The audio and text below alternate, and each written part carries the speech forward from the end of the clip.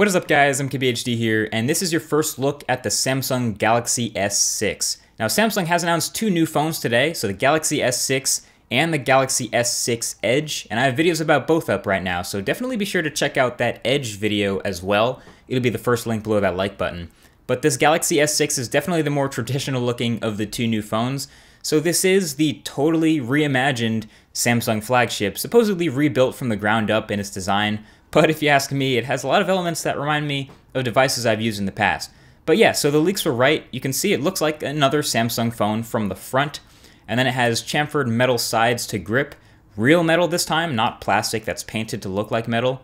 And the button placement is all on point. It kind of feels like a mini Note 4 in the hand, except for the back, which switches over to this very shimmery, very glossy, very slippery glass back. It's Gorilla Glass 4 on the back.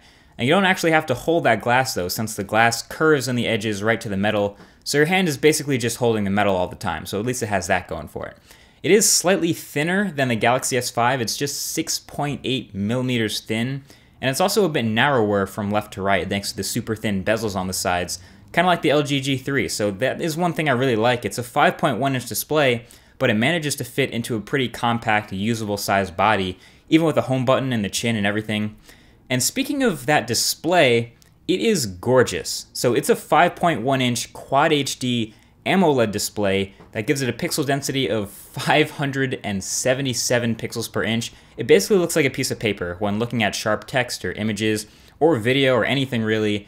It's really impressive to look at. Plus it gets super bright, up to 600 candelas per meter squared. That's extremely bright for an OLED display, or any smartphone display really.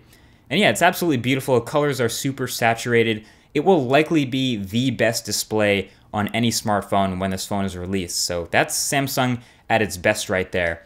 Only thing that remains to be seen is how long the battery will last. So obviously the Galaxy S5 had a 1080p display, so I'll have to see how long this Galaxy S6 with its 2,550 mAh battery can last when you put through its paces in real-world use. I'll definitely be testing that a lot in the review. Now, another thing Samsung has always done really well is the camera, and the Galaxy S6 is no exception to that rule. It's rocking a new 16 megapixel sensor, but with all new optics, so an f1.9 maximum aperture, which is super fast, and I'm glad that that's improving. And so that combined with optical image stabilization should make some awesome images and video, and should be even better in low light too. There's also a shortcut to it just by double tapping the home button from anywhere, so it's kind of like that Motorola double twist, and it's actually pretty fast. So if some action unfolds in front of you, you don't have to think twice or anything, just double tap the home button and you can take a photo in probably a matter of under a second. It's also capable of 4K video again, and yes, I know the camera protrudes a little bit on the back, and people have been talking about that a lot, but at least it's right in the middle, so it doesn't really affect a lot. It doesn't affect typing when sitting on a table. I tried that, so it's not really as much of a big deal as some people have made it out to be. Also, you get a very wide-angle front-facing camera too, which also has an f1.9 aperture, plus some neat selfie tricks, so you can use your finger to tap the IR sensor on the back of the phone to take a photo, since it's sort of a natural place for your finger to rest. So it reminded me overall, this phone, a little bit of the Nexus 4 with that glossy glass back, which by the way is a serious fingerprint magnet. And it also reminded me a little bit of the iPhone 6, of course, with the bottom of the phone, the rounded metal, the speaker grills, and also with the improved fingerprint reader in a good way because it's a lot faster and finally only requires a touch instead of a swipe to unlock and get into things. It's definitely on top of the spec game though, with an octa-core 64-bit chip, 3 gigabytes of RAM. It's not IP67 certified anymore, so no water resistance and no expandable storage or removable back, but it added Qi wireless charging support and an infrared blaster on the top, and fast charging for 50% charge in 30 minutes with the supported charger.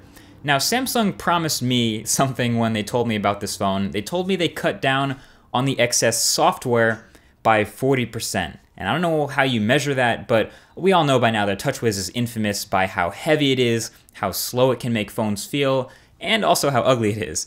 Now, unfortunately, it's still not pretty. It's running on top of Android 5.0 Lollipop, so there are, little flatter elements here and there. You have some material design once in a while, but you still have a swipe over to Samsung's My Magazine. You still have all of Samsung's ugly stock icons and Samsung's wallpapers, and still have some preloaded apps, like a few Microsoft ones, and Samsung's Milk Music. So it's not totally gone, but at least it feels fast. I was actually genuinely impressed just scrolling around through home pages and opening and closing apps and flying through multitasking at how smooth and quick the software glided through everything. Animations didn't stutter, there wasn't really any lag either, so I can't say that about any other Quad HD phone, even my Nexus. So this is definitely the smoothest Quad HD phone out there, which is promising. I still would have liked to see more cut out of TouchWiz, or at least some redesign of the icons or something like that, but overall the software experience is definitely an improvement. So overall, it's looking like the initial gut reaction a lot of people have to this phone is the design, and that makes sense. People want to see a big visual change on the outside, and I gotta say, this is not the prettiest phone Samsung has ever made, but I can tell you, it's two different things to look at the phone versus actually holding this phone in your hand. It's actually one of the best feeling phones Samsung has made in a while, thanks to the new materials and the tighter bezels, and of course that gorgeous display doesn't hurt either. So there you have it. It's the most tame version of Samsung's two new flagships announced today. Definitely let me know what you guys want to see in the full review when that goes live. Thank you for watching this first impressions, and I'll talk to you guys in the next one.